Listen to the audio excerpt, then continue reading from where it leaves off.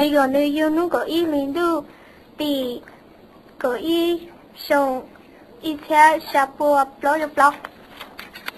bây giờ nên nhà nơi tí lúc đây hùa hoặc là theo Elizabeth Quizzer Smith bây giờ New York John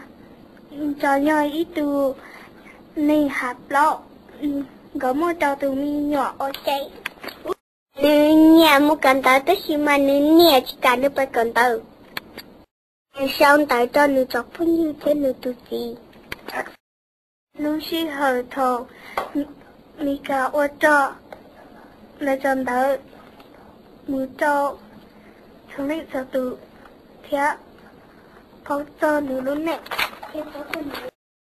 nhớ cho hậu nữ luôn nên ba chọc bọn nhiệt thế cho nên ok có tạo cho cái UP nhớ cho tí chờ ông gì bây giờ nếu tôi nó cầu ly tìm nên ngồi gì xong ít theo gì bùa cầu gì tạm